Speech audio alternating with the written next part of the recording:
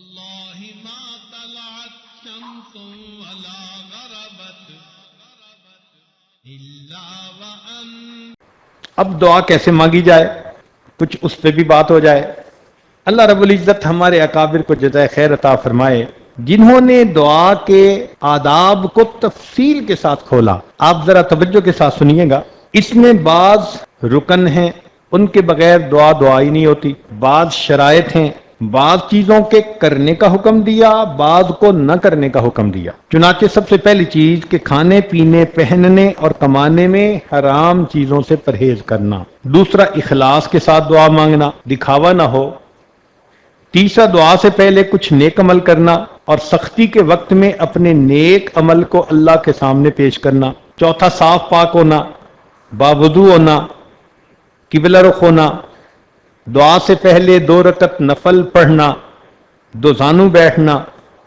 دعا کے اول اور آخر میں اللہ تعالیٰ کی حمد و ثنا بیان کرنا. نبی علیہ الصلوۃ والسلام پر اول اور آخر درود شریف پڑھنا. دونوں ہاتھوں کو پھیلانا، دونوں ہاتھوں کو کندھوں کے برابر اٹھانا، دونوں ہاتھوں کو ایسے نہیں بلکہ کھلا رکھنا.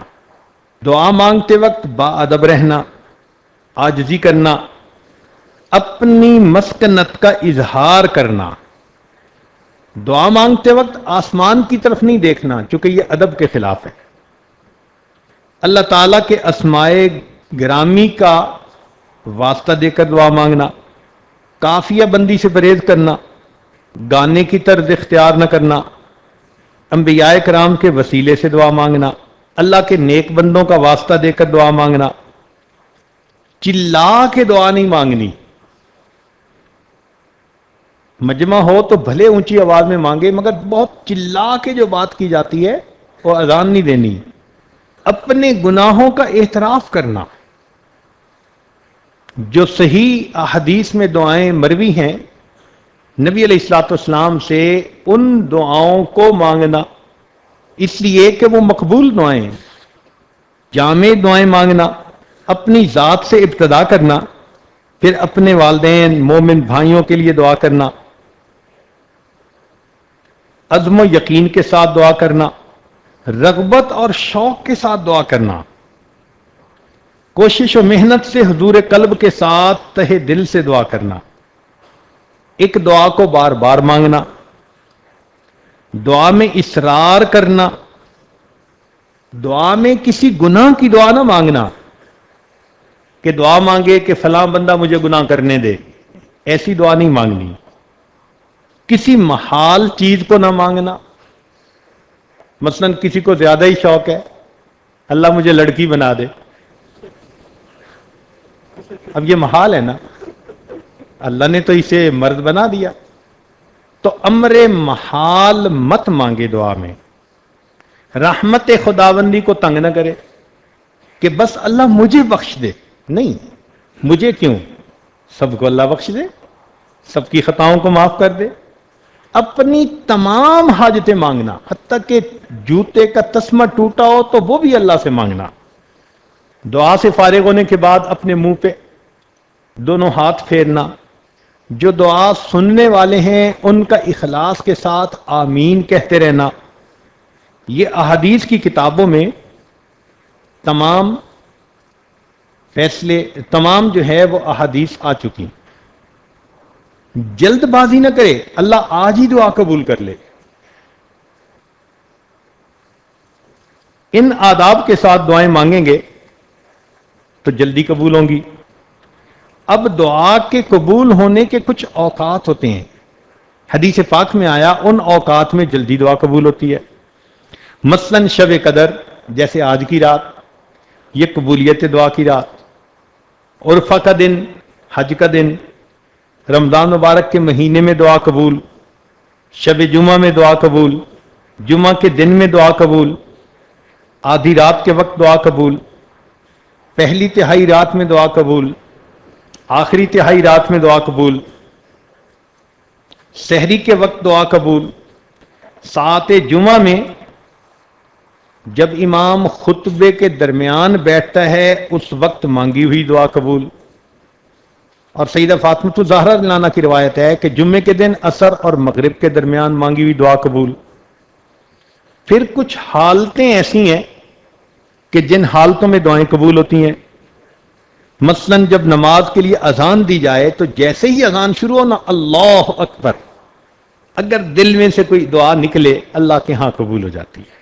اذان اور اقامت کے درمیان دعا مانگے تو قبول، مصیبت زدہ شخص کی دعا قبول، میدان جہاد میں صف باندھے ہوئے ہوں تو دعا قبول، فرض نمازوں کے بعد دعا قبول، سجدے کی حالت میں دعا قبول، تلاوت قرآن مجید کے بعد دعا قبول، زمزم پیتے ہوئے دعا قبول، میت کے پاس حاضر ہوتے وقت دعا قبول، مرغ کی اذان سنے آواز سنے دعا قبول، بہت سارے مسلمانوں کا مجمع ہو دعا قبول، ذکر کی مجلسوں میں دعا قبول، جب امام فاتحہ ختم کرتا ہے تو ہم آمین کہتے ہیں اس وقت کی دعا قبول، میت کی آنکھ بند کرتے وقت کی دعا قبول، نماز کی اقامت جب کھڑی ہوتی ہے اس وقت دعا قبول، بارش ہوتے وقت دعا قبول،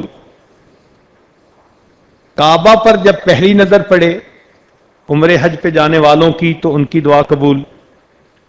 قرآن مجید میں سورہ انعام کے اندر 2 مرتبہ اللہ اللہ کا لفظ آیا ہے، قریب، رسول اللہ، اللہ ہے، تو اس کے درمیان میں مانگی ہوئی دعا قبول۔